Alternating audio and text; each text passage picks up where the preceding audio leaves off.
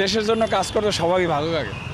আমরা যারা স্টুডেন্ট আছি, আমরা কিন্তু দেশে এই যে দেখছেন তো কী একটা অবস্থা দেশের সৃষ্টি হয়েছে। আমরা সবাই দেশের জন্য কাজ করছি। দেশের স্বৈরাচারী শাসন ছিল, তা থেকে আমরা মুক্ত হয়ে এখন দেশের জনগণ সবাই মনে ভাব প্রকাশ করতে পারে, মনের মতো কথা বলতে পারে, এমন একটা পরিস্থিতি কিন্তু দেশে আসছে। এখন দেখা যায় যে আসছে পুলিশ ট্রাফিকের কাজ হচ্ছে, পুলিশের কাজ হচ্ছে ট্রাফিক পরিচালনা করা। পুলিশ নাই কাজ করে না, এটা এখন আমার স্টুডেন্টরা করতেছে, বিভিন্ন ধরনের পেশার মানুষও করতেছে আমাদের সাথে।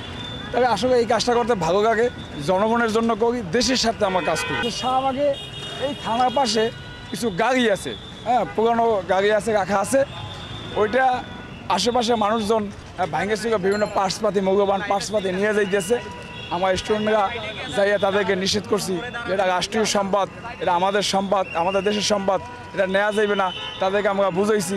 তারপর বিভিন্ন প্রতিষ্ঠান আছে, সরকারি প্রতিষ্ঠান, এতে ভাঙচুর করে, হ্যাঁ, দুষ্কৃতকারীরা, এদেরকে আমরা পাহারা দিয়ে রাখতেছি যে কোনো সমস্যা সৃষ্টি না হয়, দেশের সম্পদ যাতে নষ্ট না হয়, এজন্য আমরা কাজ করতেছি।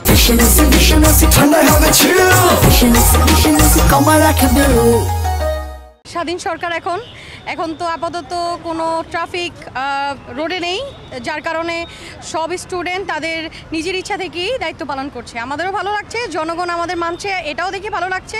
আলহামদুলিল্লাহ, ভালোই লাগছে। আমরা আশা করছি যে সরকার রাষ্ট্র ভালো করে পরিচালনা করবে, সবার যেন সুবিধা হয়, ওইভাবেই যেন সব কিছু ঠিকঠাক থাকে।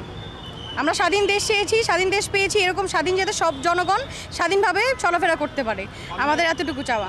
অন্যায় আমরা হতে দিব না, আর অন্যায় যদি হয় তাহলে অবশ্যই অন্যায়ের বিরুদ্ধেই আমরা সবসময় থাকবো।